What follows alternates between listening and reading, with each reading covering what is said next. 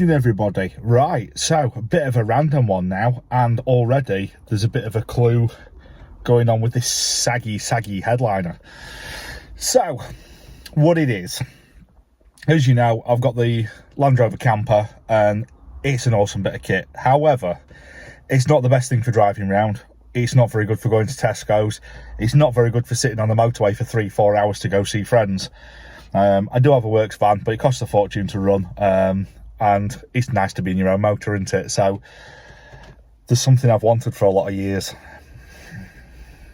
but they're getting expensive. So if you don't get one soon, you don't get one. What is it? You already know. You saw the thumbnail, you clicked on the video. So I jumped on this, and it's rough. It's the only way I could have got one of these. It's a Range Rover Classic. They're going up in money that fast that you've got to get a rough one for it to, you know, for a bit cheap money kind of thing. It's an old 200 TDI. Originally it was a V8, but it's got the 200 in it, so it's a bomb-proof engine. It's just had the head done, just had all the valves done, all that work done. So that's all done. It's had a new boot floor. It's had new sills. It's had new footwells. It's had new body mounts. It's had a lot of welding, and that's what kind of drew me to buying something so rough, knowing that it's had a lot of the problem areas that Range Rovers suffer from. So what there basically is for me to do is a horrible battered 30-year-old interior that needs tidying up, and the usual paint and body. So I'm not going to go bling bling with it and have it all gloss paint, but I'm also not going to go camo. I'm going to go halfway in between. I'm going to go satin. I'm going to get it rubbed down. I'm not a fan of the burgundy, never was. I'm going to go for a black olive, which it's not an olive, it's not a green, it's not a grey, it's somewhere in between all of those colours.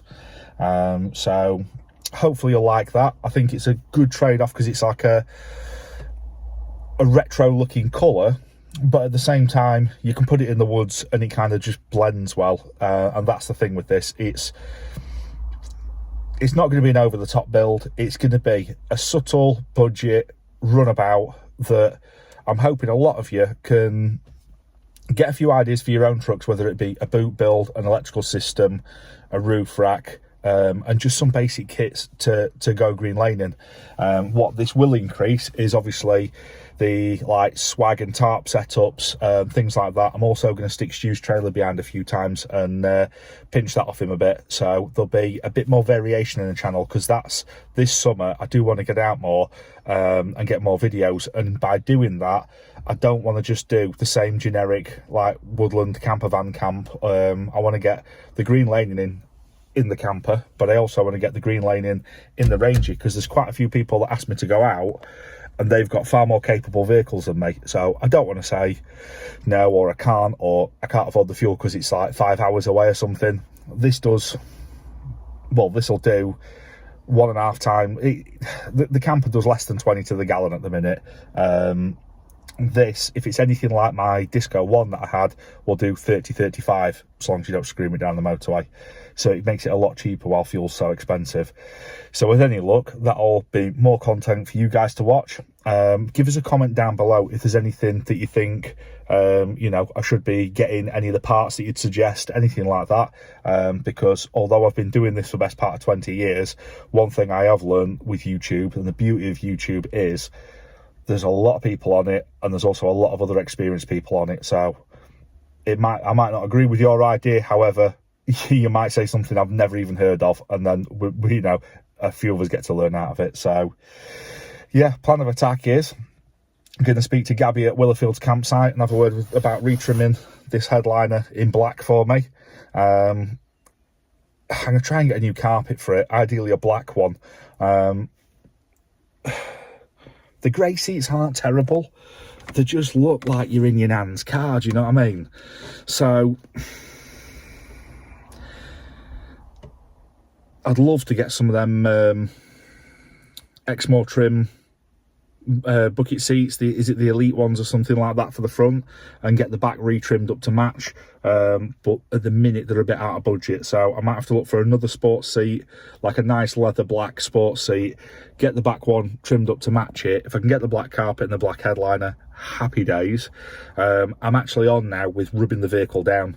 I'm going to do I'll probably do a separate video on that, but just, you know, obviously I couldn't wait. By the time it was pulled in the driveway, I'm already starting to rub it down because I knew I wasn't keeping this paint. I've been up to Malton's Range Rover.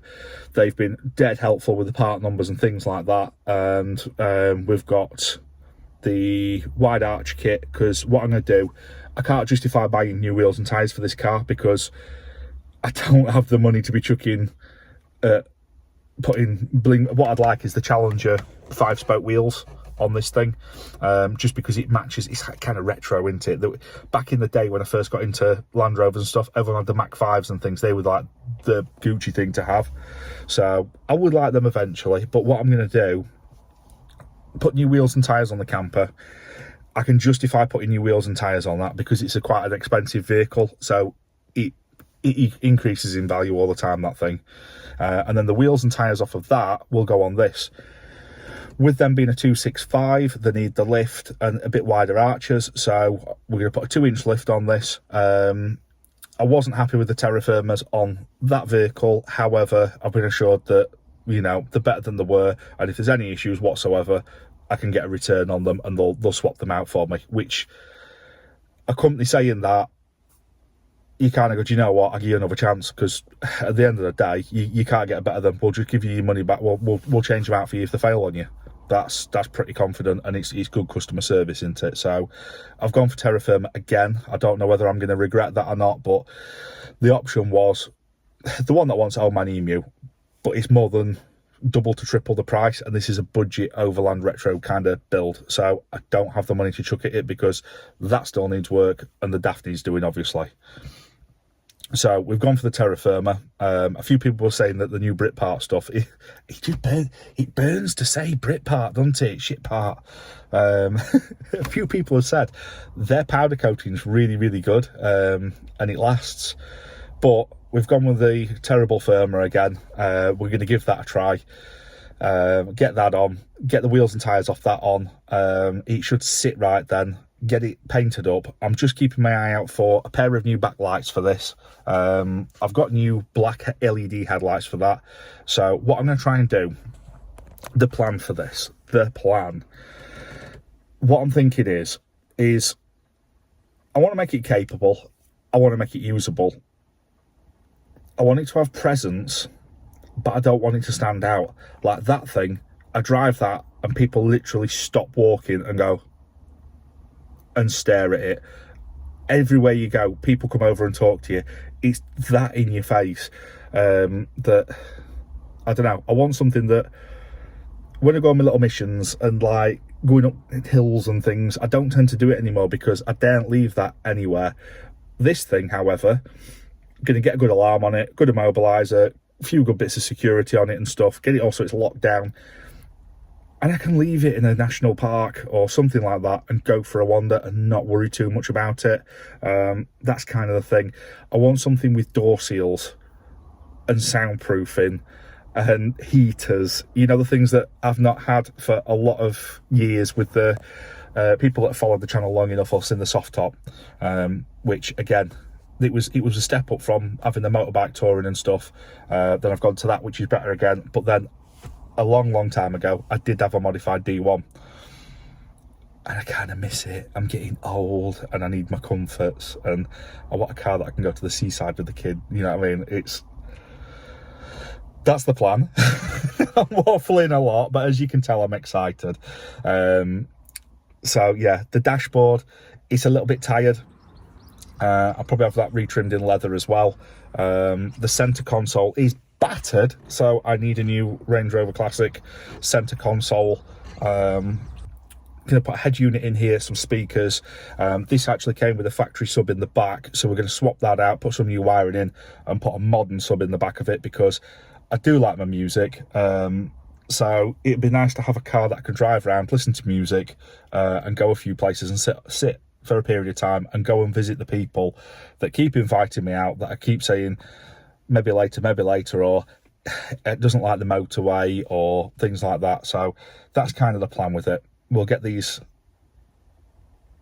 cosmetic stuff done, a couple of little niggles, we'll get it MOT'd, and yeah, we'll have a retro Overland build. So give me your suggestions, because I'm open to ideas with it. Like I say, I'd like to stick a tarp off the side of it, possibly an awning, but I've kind of gone off awnings a little bit. I'd have to see something that I really liked before I put it on. So to start with, it'd be like the outhouse awning, outhouse tarp. I would quite like a bit of a stealth roof rack. By that I mean like the outhouse Disco 3, that Speedline roof rack. That is a nice bit of kit, because it is so low, and I do like that, because you strap stuff too. But I don't want something whistling on the motorway. I don't want something with loads of drag. I want to keep this car based, if that makes sense. We're going to go for a power system in the back, a little bit of lighting, and a draw system, just so I can keep one side recovery, one side cooking. That way we're already loaded to go anywhere, and it's just jump in, turn the key, get gone. But then as well as that, I've got a vehicle that can be a daily.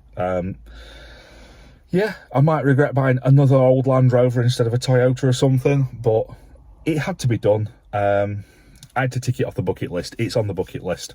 There's a couple more cars on there yet, but we'll see how this one goes. If this lasts me a while and it gets used and I like it, happy days. We could have a shuffle around with vehicles and see what we like. If I don't like it, I'll build it up, use it a bit, and then jog it on, and somebody else can enjoy it. It's one of them projects where it just I couldn't say no to it. Couldn't say no. So yeah, happy days.